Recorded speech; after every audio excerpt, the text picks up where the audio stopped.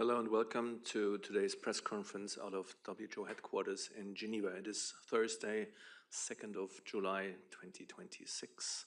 My name is Christian Lindmeier. I'm welcoming you to today's briefing. Let me introduce the panel to you and then we'll go into the opening remarks. So first and foremost, in the center we have Dr. Tedros Adhanom Ghebreyesus, the Director General. To his left side is Dr. Ghebreyesus, WHE, the Executive Director for Health Emergencies Program. To the side is Anaïs Legon. She's the Technical Officer for High Threat Pathogens at WHO's Emergency Program. Then we have at the far end Dr. Alain Labrique. He's Director Data, Digital Health Analytics and AI. To the other side of Dr. Tedros, we have first Dr. Diana Rojas Alvarez, Medical Officer in Health Emergencies Program, mainly today on hantavirus. And then at the far end there, we have Dr. Vasim Moti, the acting lead for the R&D Blueprint and in the Office of the Chief Scientist. We have a couple of other colleagues online in case we get to the topics. One I would like to highlight, and it's Dr. John Otsudiema. He's a Deputy Incident Manager for the Ebola response, and he should be joining us from Ituri. With this, everyone, welcome, and we'll go to Dr. Tedros for the opening remarks.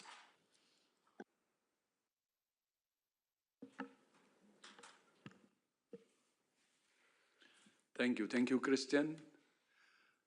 Good afternoon to those in the room, and good morning, good afternoon, and good evening to those online. Today, the final contact person of a person exposed to hantavirus on the cruise ship MV Hondius completed their quarantine period, tested negative, and returned home. No further cases have been reported since the 25th of May. We're therefore very pleased to say that WHO considers the outbreak of hantavirus over. The total number of cases from the outbreak remains 13, including 3 deaths. More than 650 contacts were identified and followed up by health authorities in 33 countries and territories. Although the outbreak is over, WHO will continue working with governments and partners to advance our understanding of this outbreak and of hantavirus more generally. We're also coordinating a study involving 21 countries to understand how the disease develops, which will support the development of diagnostics, therapeutics, and vaccines for future outbreaks.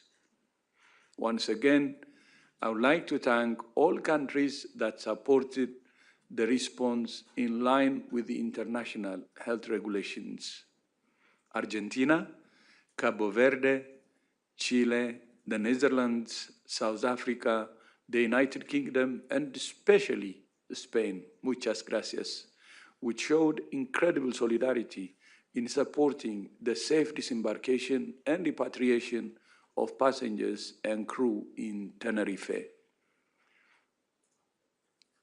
Meanwhile, in the Democratic Republic of the Congo, the Ebola outbreak continues to expand with an average of 38 new confirmed cases every day for the past 2 weeks. As of today, 1,406 cases have been confirmed and 438 people have died. Under the government's leadership, we have continued to strengthen the response. Testing capacity has now grown to 10 laboratories, set up closer to communities. Contact tracing has improved, with 4 in 5 contacts now being followed up, although there still need to be many more contacts identified per case. And treatment capacity has expanded, with about 650 beds available in 22 health centers, although about 96% of beds are currently occupied, and we're working on adding a further 300 beds. Earlier today, the clinical trial of 2 therapeutics began with the enrollment of the first patient. The partners trial will evaluate the monoclonal antibody MBP134 and the antiviral drug remdesivir alone and in combination.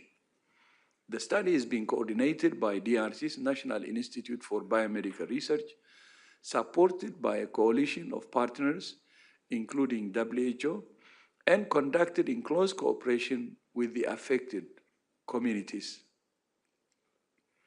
Patients who enroll in the trial will receive comprehensive supportive care and close follow-up. We're also working to ensure they have access to the two drugs should they prove safe and efficacious in the trial. Also today, WHO has given emergency use listing to the first molecular diagnostic test for Bundibugyo virus. Despite all this progress, we continue to face significant challenges, including mistrust and violence. Just this week, an Ebola treatment center in Ituri province was attacked, resulting in the deaths of 2 people, and the center was set on fire and patients fled. Such acts not only endanger patients and health workers, but also impede efforts to stop transmission and save lives. The complexity of the outbreak requires close coordination across the United Nations system. And last week, the UN Emergency Relief Coordinator Tom Fletcher and I signed a joint letter endorsing the appointment of Julian Hernias as Senior Ebola Coordinator. Working closely with WHO, national authorities, and partners, Mr. Hernias will reinforce coordination across the response, address operational challenges, and help ensure support reaches people who need it as quickly as possible. In Uganda, no new cases of Ebola have been reported since the 21st of June. However, on Tuesday this week, Uganda notified WHO of a confirmed case of Marburg virus disease in the country's western Kiegegua district. The cases were identified through enhanced disease surveillance for Ebola. Health authorities have informed WHO that they're monitoring all identified contacts, but so far none have shown symptoms. WHO is supporting investigations to determine the source of exposure, assess the public health risk, and to support community engagement. The outbreaks of hantavirus, Ebola, and Marburg all show why there is no alternative to international cooperation in the face of international threats. No country alone can fight. Next week, WHO member states will reconvene to continue negotiations on the pathogen access and benefit sharing system of the WHO pandemic agreement. Differences remain, but one thing is clear: countries remain committed to finding common ground and consensus. Now to Venezuela. Last week's earthquake has left more than 2,300 people dead, more than 5,000 injured, and almost 16,000 homeless. As search and rescue efforts switch to recovery, the total number of dead is likely to rise considerably. WHO is coordinating the work of international emergency medical teams who are on the ground providing care for the injured and to support the national health system in providing routine care for those who need it. We have also disbursed $1.5 million from the contingency fund for emergencies. And we have sent more than 6 metric tons of emergency medical supplies, with another 28 metric tons due to be shipped in the coming days. The earthquake compounds an already severe humanitarian crisis, stretching a health system that was already struggling to meet people's needs. Outbreaks and earthquakes capture headlines, But around the world, there is an invisible threat that kills millions of people every year, but gets little attention: air pollution. Prior to 2020, the world made steady progress in reducing air pollution. But new data published by WHO this week show that globally, levels of fine particulate matter, PM2.5, have changed little since 2020. Today, 6.5 billion people are still exposed to air pollution, exceeding WHO interim targets of 35 micrograms per cubic meter. Exposure to unsafe air is 13 times higher in low and middle-income countries than high-income countries. Air pollution is linked to diseases including heart disease, stroke, and lung cancer, and is associated with 6.7 million premature deaths each year. While Asia shows the greatest progress in reducing pollution, Sub-Saharan and Northern Africa have shown little to no change over the last decade. Finally, yesterday, President Emmanuel Macron of France and I published a joint op-ed about the impact of social media and other digital environments on the health of young people. In the past year, several governments, including Australia, Canada, France, Indonesia, Ireland, Spain, and the United Kingdom, have all introduced measures to protect children from online harm. Together, these measures reflect a growing global consensus that digital environments require effective governance, accountability, age-appropriate design, and stronger safeguards to protect child health. Digital environments are not neutral.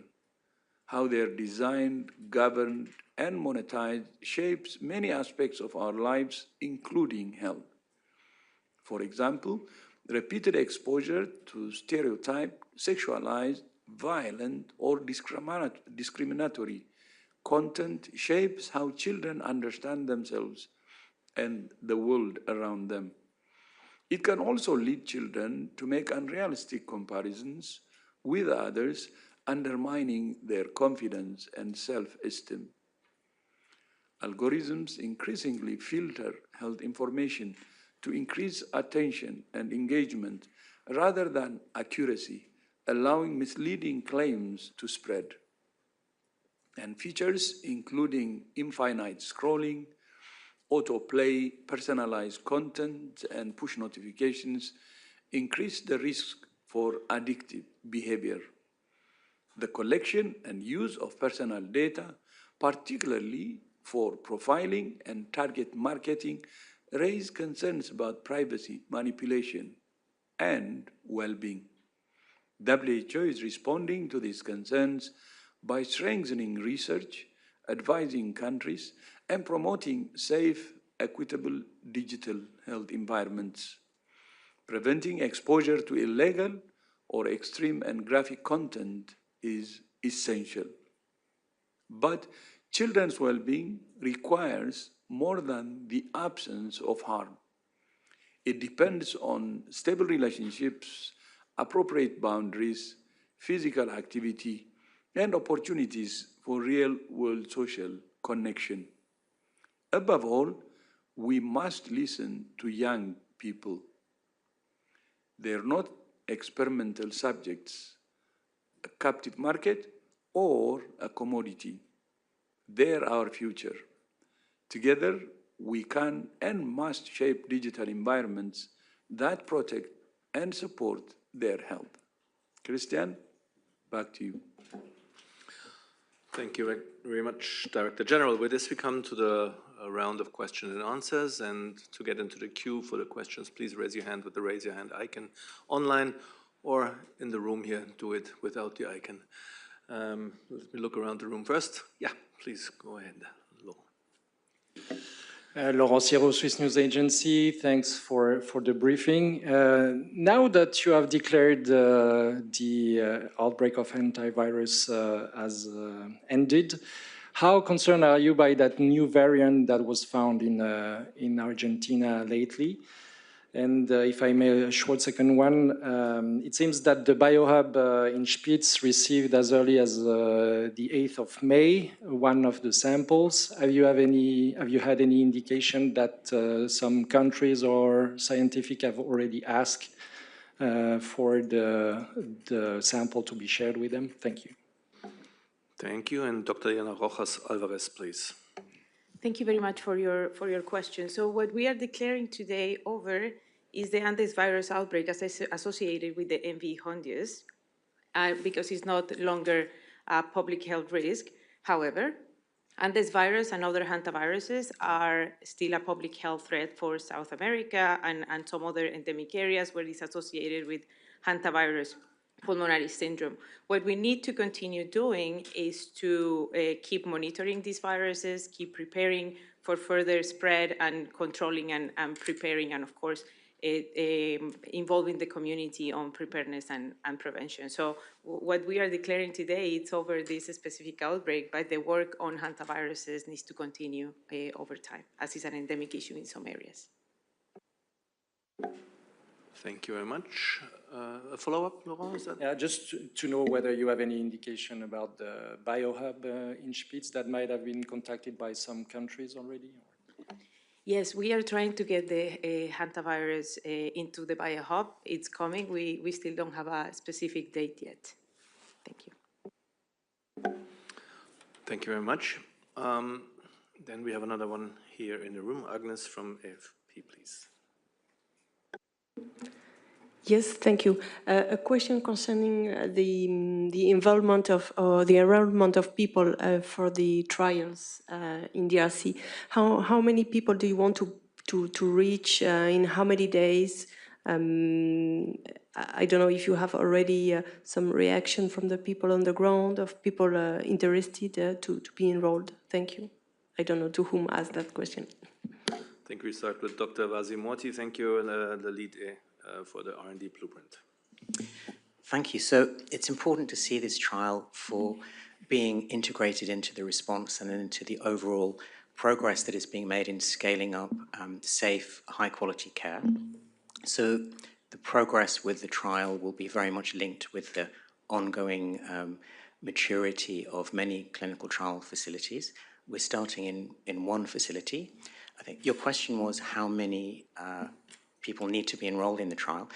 This will depend on the effectiveness of the therapies in the trial. So we have a process in clinical trials where we have an independent data safety monitoring committee that reviews progress of the trial.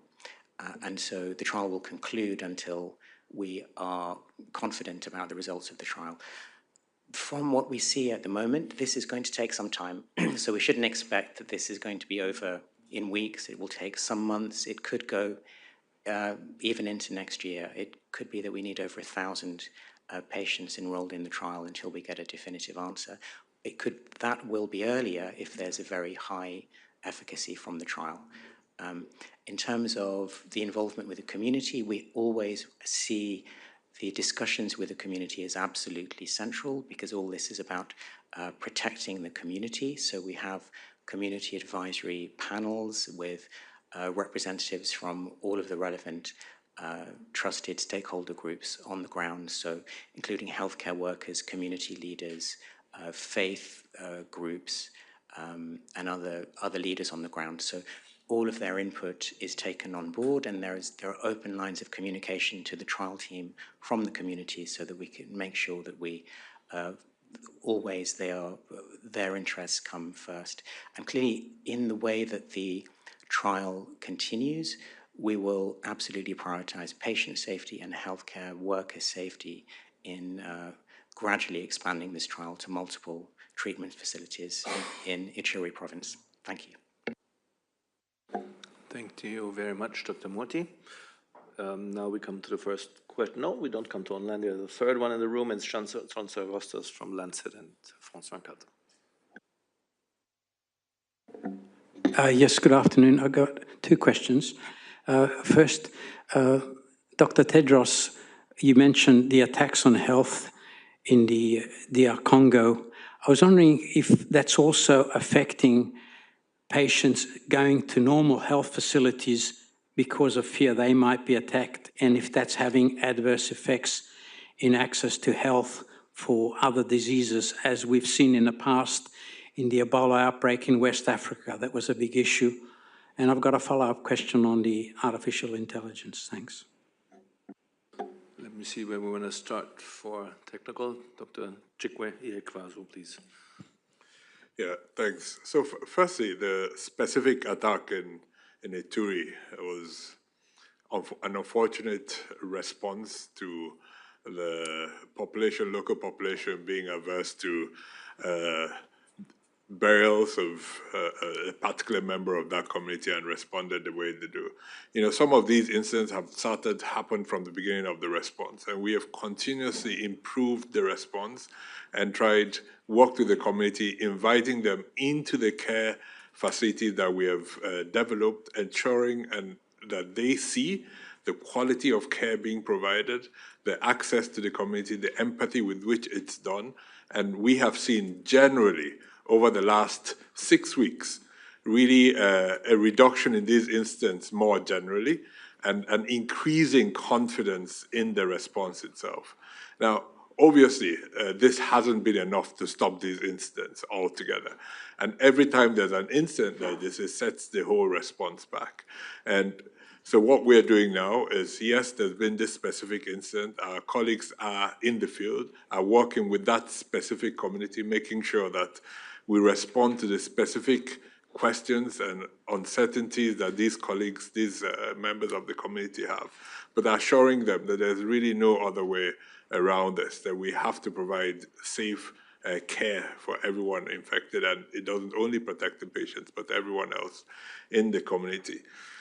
But, you know, we work in a broader context. The challenges in the Eastern DRC are well known to everyone. There are long-standing conflicts across various groups for various reasons across the entire, the 3 provinces affected.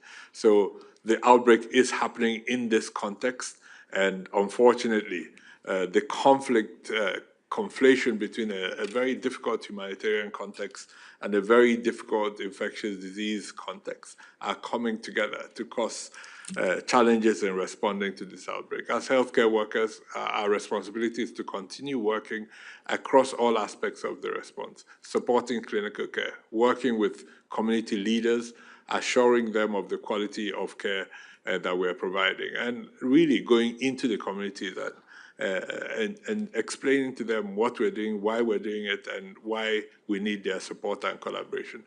And I think, and I hope that there's a long-term lesson to learn out of this, both in responding to this particular outbreak, but actually really working with all the parties. Our Director General has already called for some peace in the province to enable us to our work, but the region really deserves peace in the long term. And if we don't work collectively on all these strands together, we lose an opportunity, not only in controlling this outbreak, but in addressing the longer term challenges in the Eastern DRC.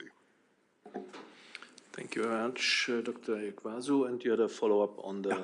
Yeah, my follow-up was on what Dr. Tedros mentioned in your joint letter with President Macron.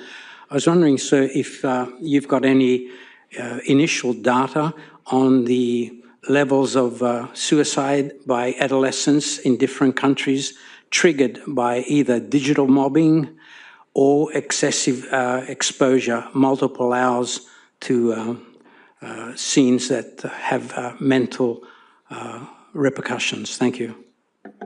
Thanks, John, again, and we'll go to Dr. Elena Brick, the Director for Data, Digital Health, Analytics, and Sure. AI. Thanks, John, for that question. I think it's clear that today's childhood is being reshaped by digital technology, and we know that social media, gaming, and increasingly artificial intelligence both bring real opportunity for learning, for inclusion of young people, especially those who live on the marginalized or fringes of their communities, and for reaching children in remote and crisis settings.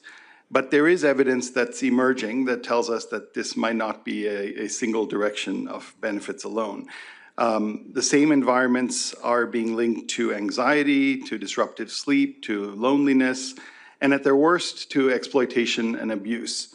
So the question isn't about whether technology is good or bad. As DG said, it's how we make sure that digital environments are healthy and can support a healthy childhood development rather than undermining it. I think from the evidence perspective, the important message is to keep in mind that it's not moral panic that's driving these bans, but rather emerging evidence that needs to be strengthened. And there is an evidence gap. We know that the scale of adolescent mental health is fairly high. 1 in 7 adolescents live with a mental health condition. 21% of 13 to 17-year-olds report loneliness, which is the highest of any age group. And up to 1 in 5 children aged 12 to 17 in surveyed countries experience online sexual exploitation or abuse in a single year. But most studies we have are cross-sectional and show association, not causality. And so the evidence is mixed and shows both harms and potential benefits. The main evidence gaps are gaps in longitudinal independent research that hasn't kept pace with the technology, especially for generative AI, where long-term effects on relationships, on empathy, on self-regulation are unestablished. I think we also need more evidence from beyond high-income settings, and WHO is pushing for more representative cross-income, cross-region evidence before we lock in global norms. So I think our posture is clear, is precaution paired with active evidence generation, not necessarily a permanent restriction stance. Thank you very much, Dr. Outbreak. And I think we had a specific part about youth mental health, if I get that right. And let's try if we can get Chiara Servili. She's the technical officer at the WHO Mental Health Department. She should be online, and let's see if we have something on that. Yes, no, thanks. I think this has been covered well in the previous comment, but let me know if there is anything more that you would like to address. Could you please repeat, Chiara, because you were very faint in the beginning and we couldn't quite get the part. Yes, I was saying that this comment has been addressed in the previous response, in relation to what is the current concern in relation to the data we have so far for the relationship between mental health and the use of digital technology.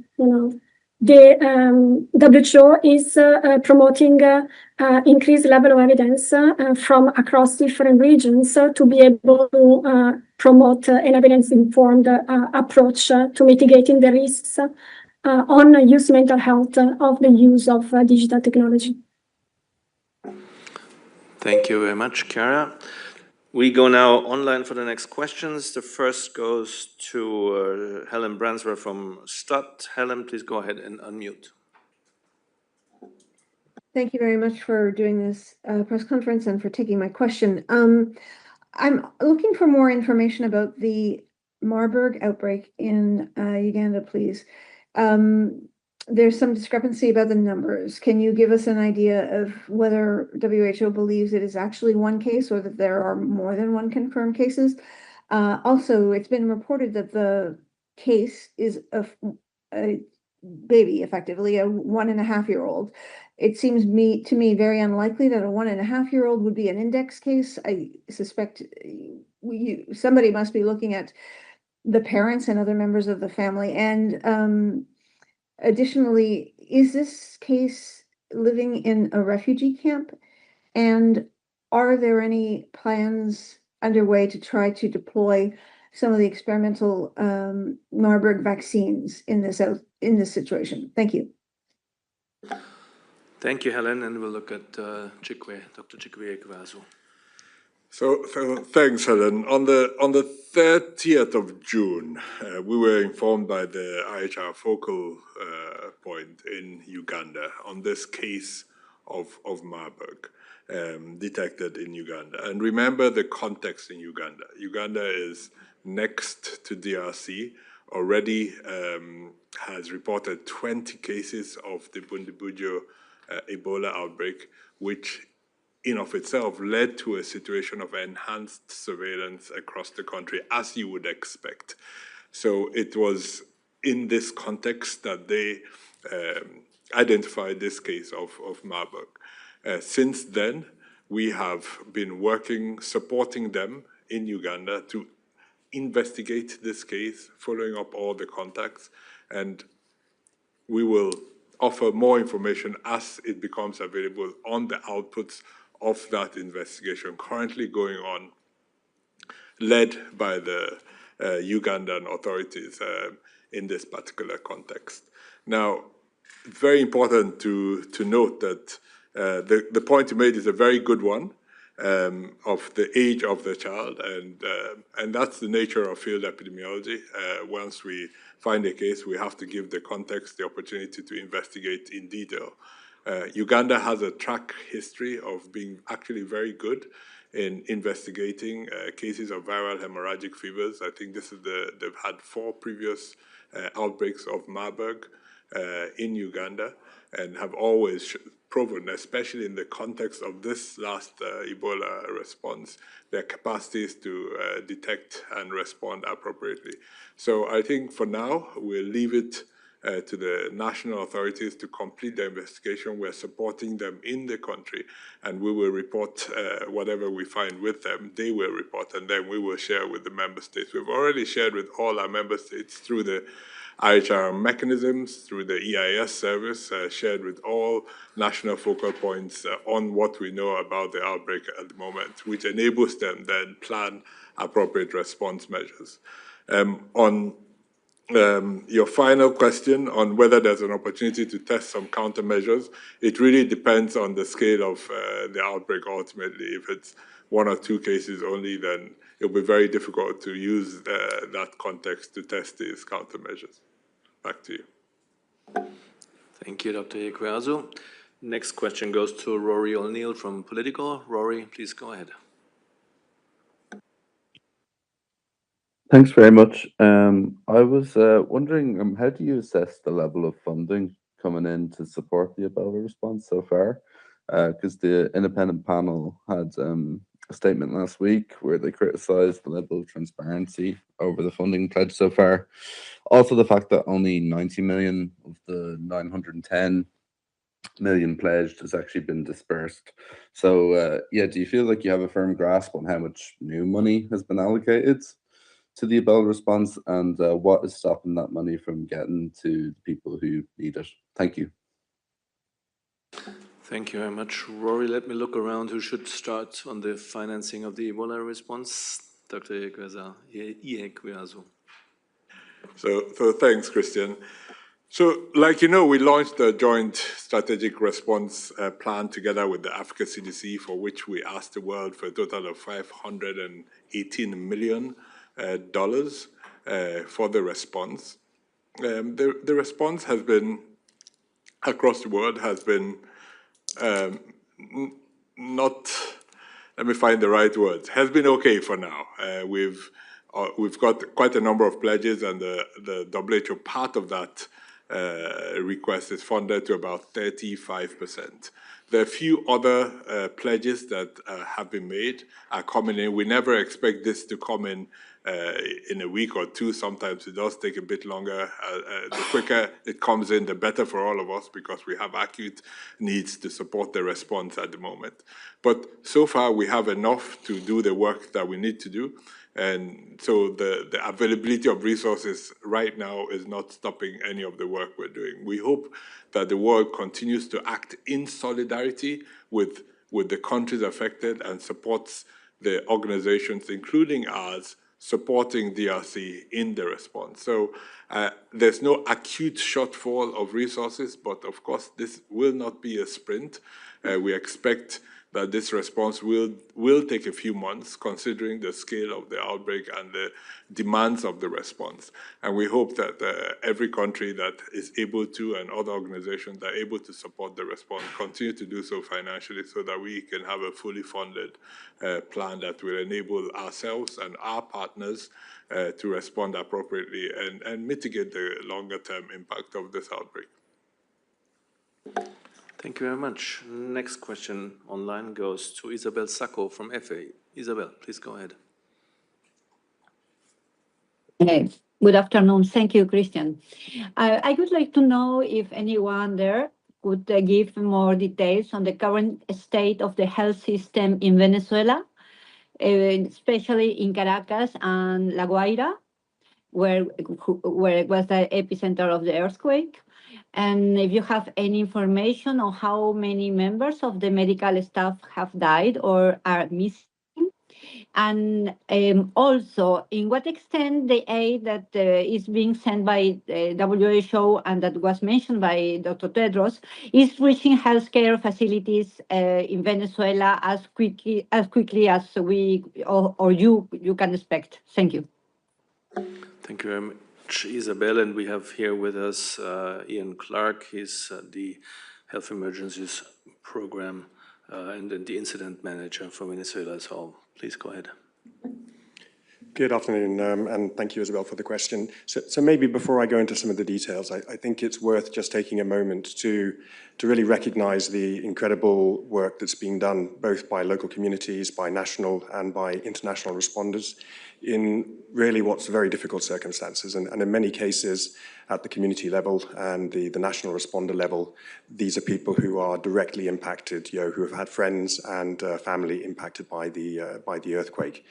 Now, in terms of the overall impact of the health services, I mean, for healthcare workers prior to the earthquake, as Dr. Tedros mentioned, years of underinvestment and the financial crisis has had a major impact in terms of the health services within Venezuela. I don't have an exact figure, but I read a recent report from the Lancet that that in the tens of thousands of healthcare workers have actually left Venezuela over the past years to work in other countries, just due to the lack of investment within the healthcare system. Now, we've seen reports, but again, I don't have a specific number, but yes, healthcare workers have been directly impacted and are missing. One example in La Guaira, the lady who was running the entire maternal pathways is missing and of course is presumed to have perished in the earthquake. So that is having a direct impact in terms of the response. In terms of medical supplies, even prior to the earthquake, there was massive shortages, up to 37% of essential medicines in many of the hospitals.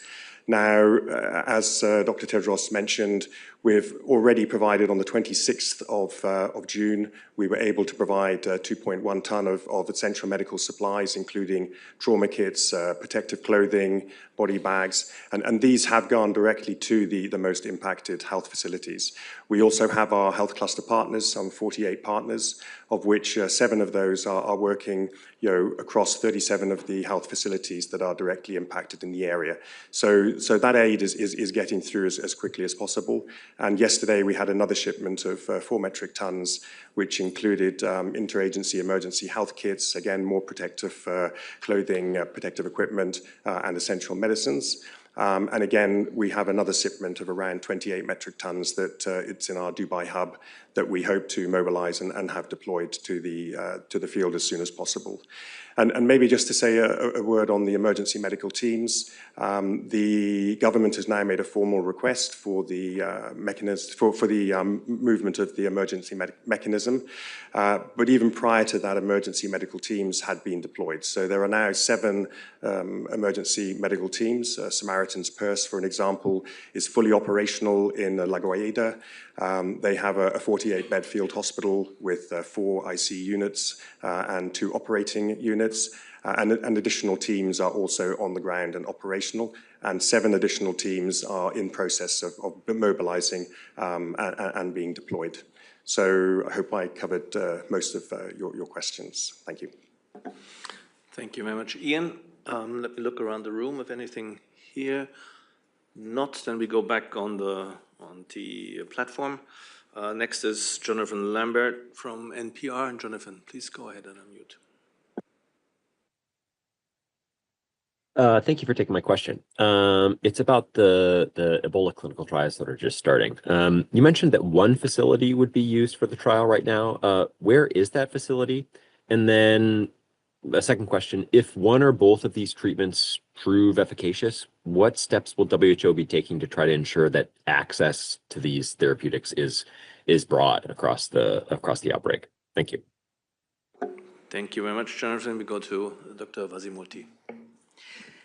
Thank you for the question. So the facility is in Ituri province, partly for security reasons. We're not naming the exact facility at this point, just as they get up and running. There are a number of partners that we're working with to bring more and more facilities online. So Alima, MSF, Samaritan's Purse, IMC are partners who are managing these treatment facilities in collaboration with the Ministry of Health and WHO. So we're very grateful for the intense work that is going in with all of these partners. We do hope that we can expand the trial in the right way. So we need to prioritize patient safety and healthcare worker safety as we expand the trial. You raise a really important point, and thank you for raising it, which is that post-trial access is absolutely central to our thinking, to the thinking of clearly communities there in Ituri in whose benefit we are working. So we're working very closely with a number of partners on doing whatever we can to ensure post-trial access. I do think it's worth highlighting that more needs to be done in terms of the ecosystem for access to therapeutics in outbreaks. We have a very well-functioning ecosystem in vaccines, which is fantastic. It's absolutely right that we have a big focus on vaccines, but we also need therapeutics. And where we have CEPI and Gavi for vaccines, we don't have their equivalent in terms of who clearly has the mandate to fund the clinical trials and the post-trial access and then purchase licensed therapeutics. So I think this outbreak is highlighting that. We are working every day with a number of partners, and I would like to mention UNITAID, which has an important role in this link between the immediate steps after the clinical trial concludes. So we don't know when the clinical trials are going to conclude. It could happen sooner rather than, or later. I mean, it could be next year, or it could be perhaps towards the end of this year. So we're in intensive discussions with the US government, which we thank for donating doses of MVP 134, as well as Gilead, which has donated doses. So in both cases, there are discussions about exactly how we can ensure that there will be post-trial access. Thank you.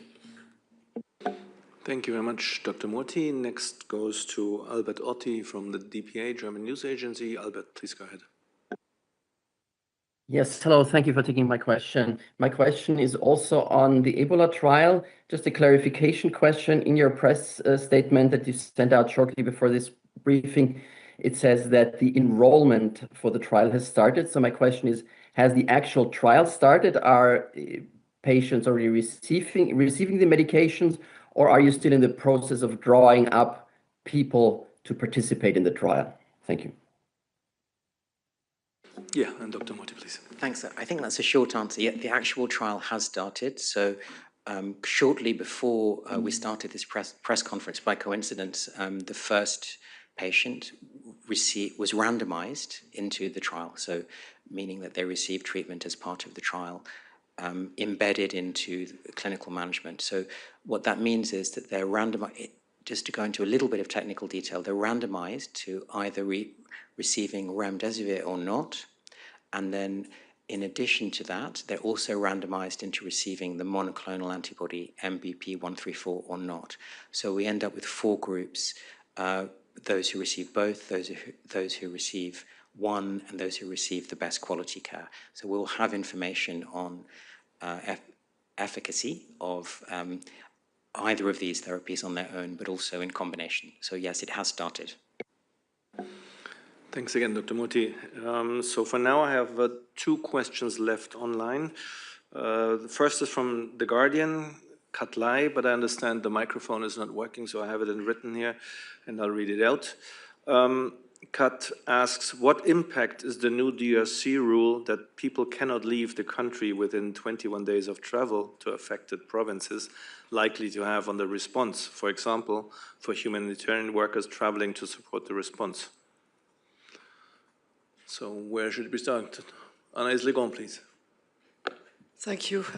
So we are following up very closely with the Ministry of Health to review that policy. Just to recall WHO recommendation, contacts of confirmed or probable case should not travel and undergo a 21-day follow-up period to ensure that as early as symptoms may develop, they can receive best level of care and reduce the transmission, obviously. And similarly, people who are suspected cases, meaning that they have symptoms compatible with the disease, they be evaluated and assessed by a health facility as early as possible. And this is the temporary recommendation that the emergency committee states, and we encourage countries to follow them.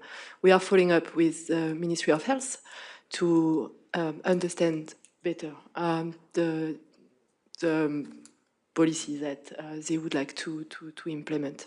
Thank you. Dr. Chikwe.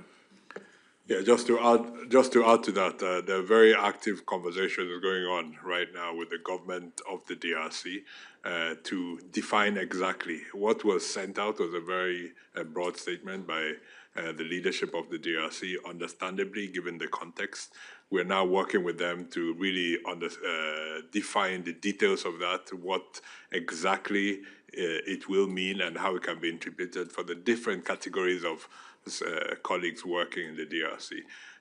Our approach always is to have a risk-based approach. So based on the type of work exactly you're doing and your contact with potential patients, then we'll define your risk and then we'll define the level of protection that you need. So there are very specific circumstances that our team in the DRC, together with our partners, the UN, family all together, is working with the government of the DRC to define in detail for everyone going in to support them. Also people living there that need to come out for whatever. Not everyone has the same level of risk. And so we will work with them to come up with protocols and SOPs that they own that will define the travel out of the Ituri province for the next few months. Thank you both for that. We have one last question, but I understand first we have Jonathan from NPR with a quick follow-up. Let's do this first, Jonathan. Yes, thank you. I'm wondering if you can say how many doses of either of the two treatments for the Ebola trials have been donated. Thanks. Dr. Morty. Yes, we have an initial donation of it's a weight-based dose. So for IV remdesivir, there's really no supply constraints. This is a medicine which we don't expect there to be any supply constraints. So there are many, many thousands of doses. In terms of MBP134, we have what we believe to be no limitation for the trial. So we have, right now, the donation will allow us to proceed with the trial to over 1,200 patients to be enrolled in the trial, which really, according to our calculations, should be enough to conclude the trial. I think that the issue is really more about post-trial access, where it is the case there that we need to have more manufactured. And so we can say that we're in discussions with multiple partners every day about how to accelerate that process of manufacturing additional doses to make sure that we, as far as possible, have absolutely no gap once the trial concludes to providing access of MBP134. Thanks. Thank you again, Dr. Moti. And I see we have our colleague from Ituri, Dr. John Otsudyema, the Deputy Incident Manager for the response, also wanting to chime in. Please go ahead, John. Thank you so much for giving me the floor. Just to add on what Dr. Chikwe just mentioned, regarding the 21-day quarantine, the presidential or the government decree will not change. But the good news is that the minister are open, the government are open and ask WHO to work with all partners to revise the SOP. So the implementation will be done based on the risk-based categorization of travelers on front line and not apply for everyone the same systems. This is one of the things. Meaning what in upcoming 24 hours, WHO will coordinate this revised SOP that will be submitted to the government before starting the implementation of this 21 days quarantine. If we not base this implementation based on this category, that will really happen and affect, our response, of course, not only on our side, but also in their side in terms of someone coming with to support intensive care units in Ebola treatment center for 1 month will be unable actually to, to properly be deployed and support and save, trying to save lives. So in short, as Dr. Shik was saying, but we are working on it. The government is waiting for WHO to provide all comments to consolidate, so we have a more, detailed implementation plan and SOP to run up to start it to implement this 21-day, which will be risk-based approach. Thank you. Thank you very much for this add-on, John. And we come to the last question as far as I can see, and that's Geneva Rigby from Reuters. Geneva, please go ahead. Hello, thank you for taking the question. I just wanted to ask for a little bit more clarification about the Marburg case in Uganda. I just want to know, can you tell me when the case was first confirmed? I asked because we had a statement from Africa CDC that suggested that the contacts had been under quarantine for 12 days, which suggests it was 12 days ago. But then WHO was only informed on the 30th of June.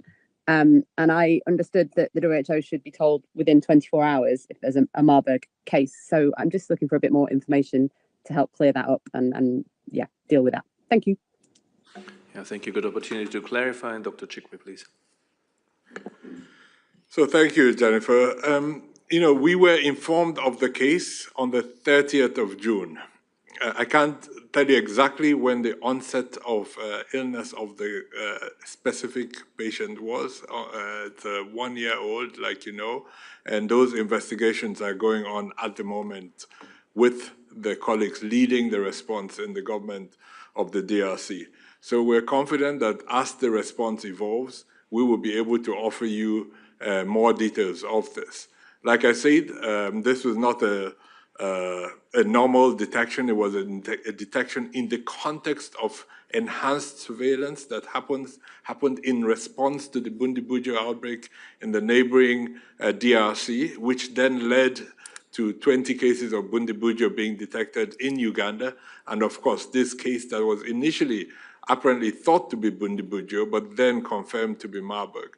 So as these complex set of circumstances evolve, we would expect the details to be reported to us by the government of the DRC as they lead, the government of Uganda, as they lead the response to the Marburg case. Thanks. Thank you very much. And just, I think, Dr. Chikwe, you said the government of DRC, that must have been a slip of tongue. So yeah, sorry, the government of Uganda. Uganda, yeah. Exactly. Thank you very much for that. And I see we have Abdi Mahmoud, Dr. Abdi Mahmoud, Director of Health Emergencies, Alert and Response Operations, also having the hand up. Abdi, please go ahead. No, thanks so much. Dr. Chikwe has covered, but I just wanted to put in context the extensive work done by the Minister of Health Uganda.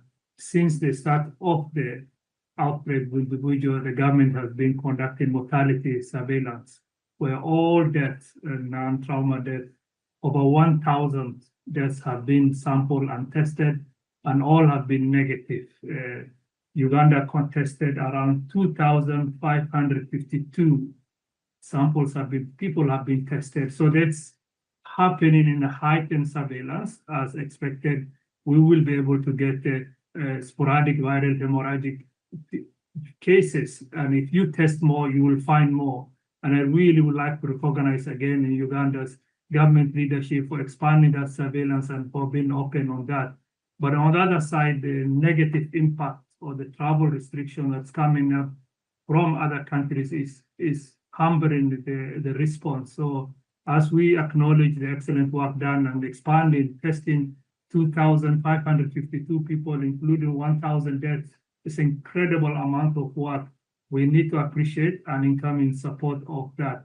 As of that, of course, any suspected viral hemorrhagic cases, there will be contact, and then there will be further confirmation and the isolation. So the number of contacts you reported and reported by Africa CDC are part of that ongoing investigation. So I just want to take this one to appreciate the excellent work of the extensive, and it's across the whole of Uganda where this mortality surveillance is happening, but also a plea for the other countries.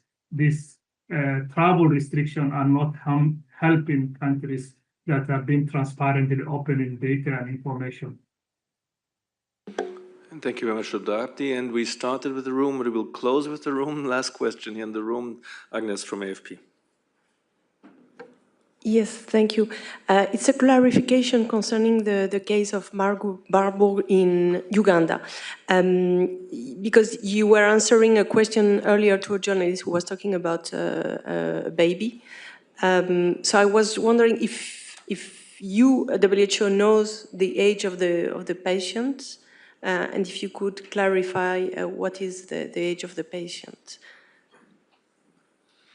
Thank you. Do we have an answer? Yeah. Please, Dr. Chikwe. Yeah, it's, if I'm not mistaken, it's 1 year and 5 months. Yeah. All right. That was a quick answer. And do you want to add something else, Dr. Chikwe? Oh, the question was on the age of the baby, and yeah, so I think we can give a precise answer for that one. Before we come then to closing, no more questions here. Dr. Chikwe, anything else to add? Yeah, just to say we've had lots of questions on 3 significant outbreaks during this press conference. Firstly, on the hantavirus outbreak, which was very unique in the context of a ship. Not patients, but passengers from many countries across the world traveled and stopped in many countries. A very complex investigation, complex disembarkment process, complex follow-up. Difference in management on crew and passengers, and really defines the complexity of the work that was done in response to that outbreak. A second set of questions on the ongoing Ebola outbreak, a viral hemorrhagic fever outbreak of Ebola in the DRC, complex context with this virus that is just emerging for the 3rd time in history, close to 1,500 cases already, ongoing, large response, ongoing at the moment, and with all the complexities that comes with working in the Eastern DRC, with the challenges in that country and the opportunities that also provides now, thankfully we have the first trial that has started. A third one of the case of Marburg just reported out of Uganda, and the circumstances around the complexities of the mix of surveillance strengthening, leading to the detection of new incidents. Now, of course, the question on everyone's mind would be, are we seeing an increase in these outbreaks? Is this actually uncommon? Do we expect it to be one time in a decade that we have 3 significant incidents happening in 3 months, leading to a significant response by WHO? No.